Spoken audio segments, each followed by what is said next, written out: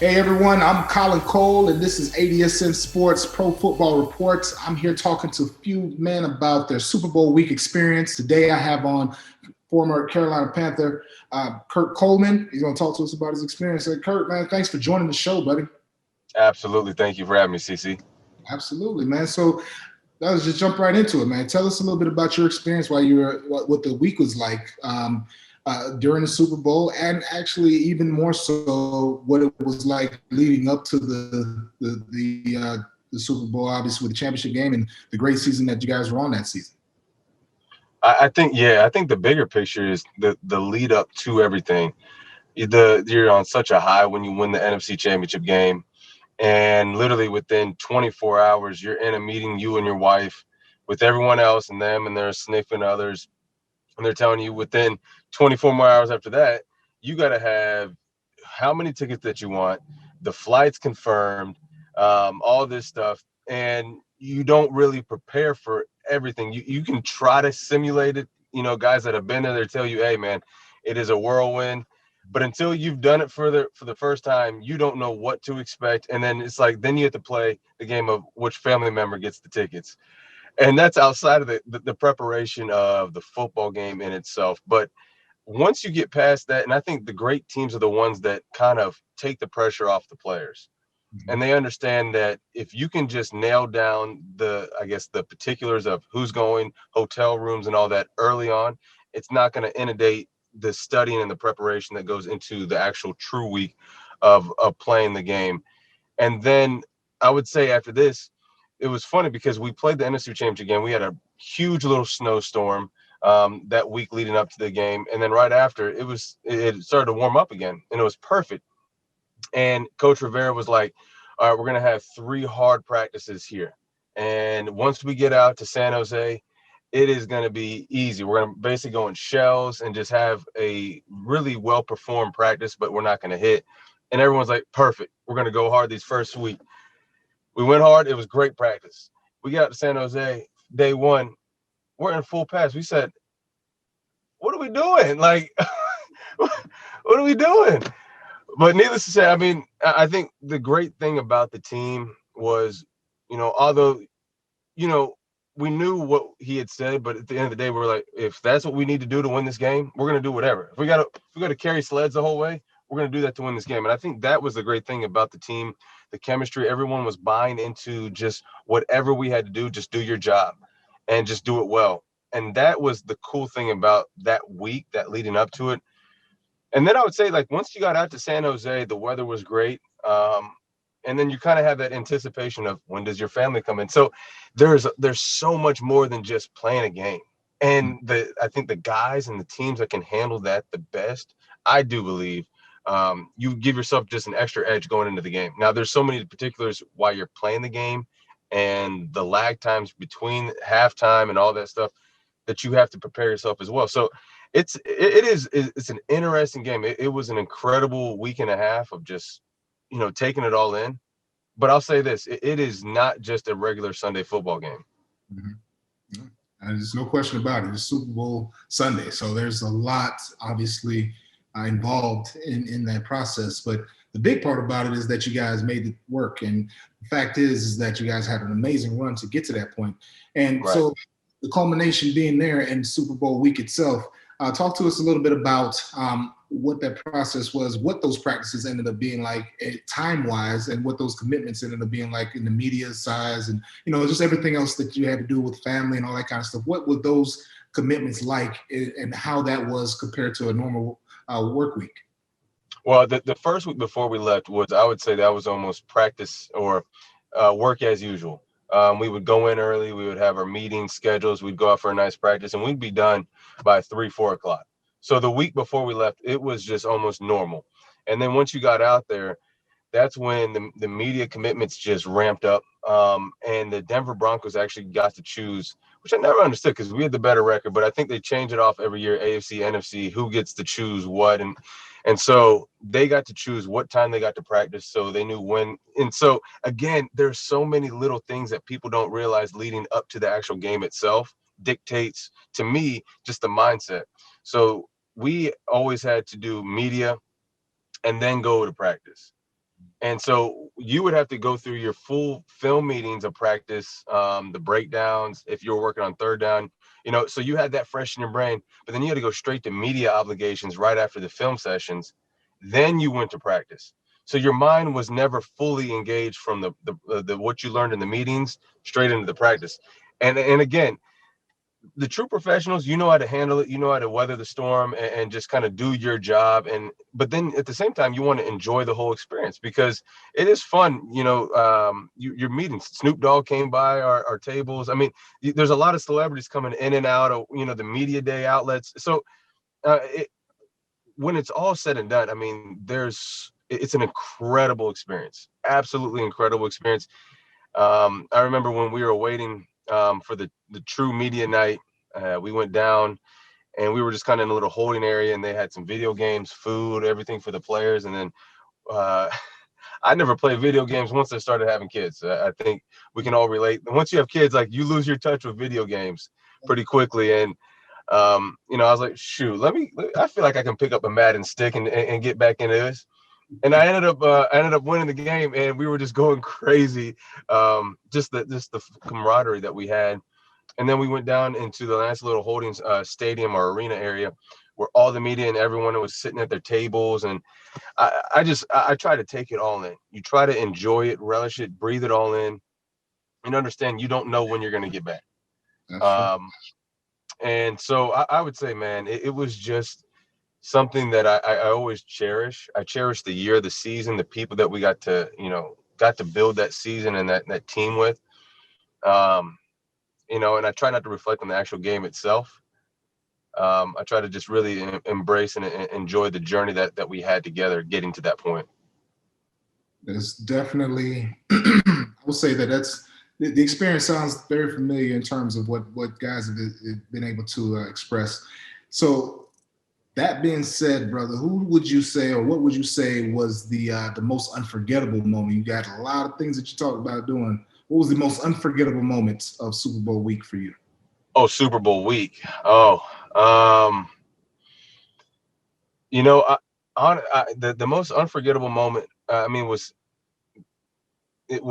were lining up for the national anthem, and Lady Gaga was singing, and it was kind of one of those aha moments of it was almost an outer body experience of she's singing and she was phenomenal. And then you're like, this is really the Super Bowl.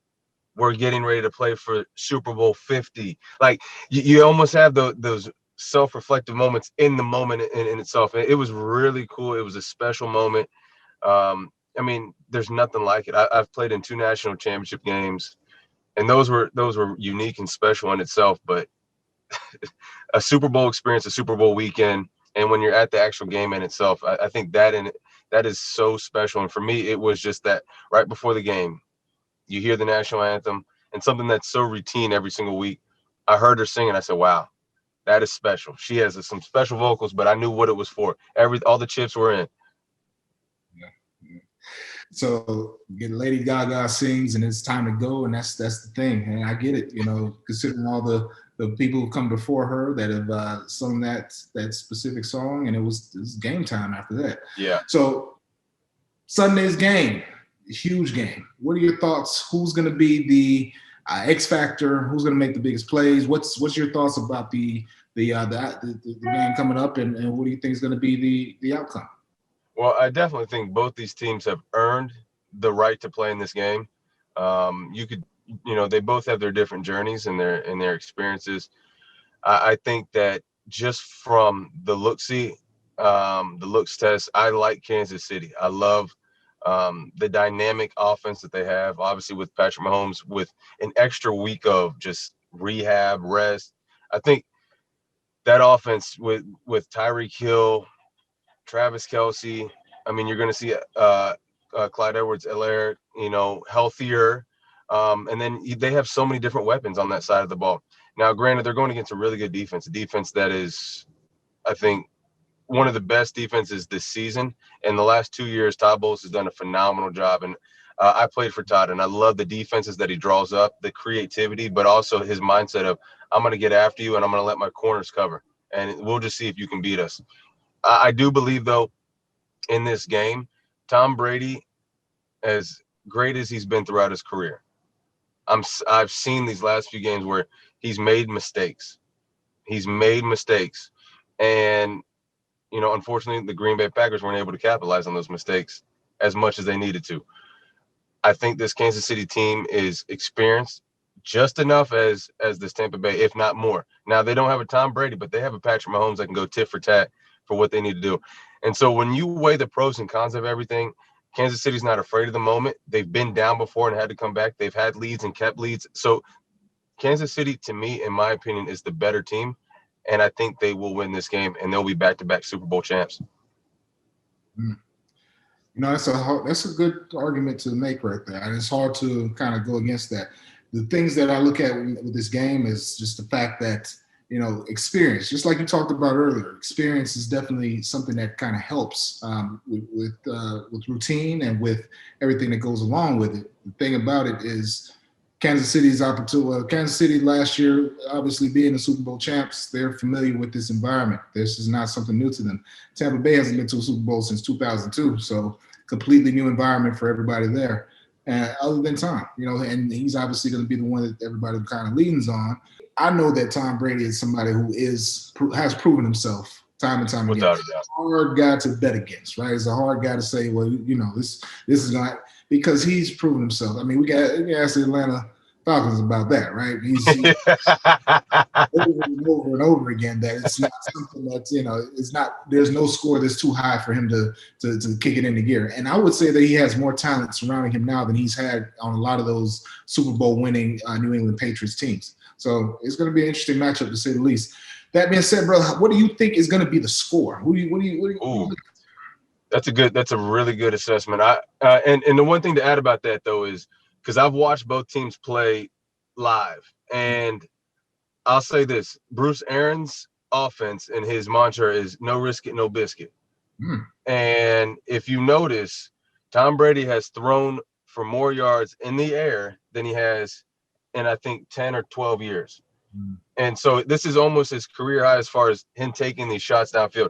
Now, granted, they have some tall guys and some fast guys to be able to go get those. Chris Godwin, Mike Evans, and then obviously you saw Scotty Miller last week, or I guess it's now almost 2 weeks, who claimed he's the fastest guy in the NFL, which that can be later debated. But so they're taking their shots. And like I said, Tom Brady will connect on some of those, but he's going to make some mistakes. And it's just up to the Kansas City defense to capitalize on those mistakes.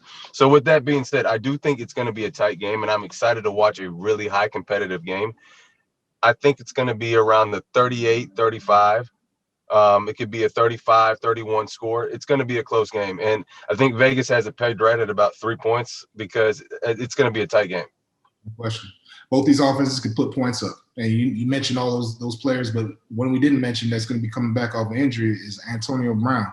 And you talk about a guy who can stretch the field as well as do a lot of the things that Kansas City's Tyreek Hill does for that team. So it's going to be an interesting matchup. There's a lot of weapons on both sides of the ball at every single position.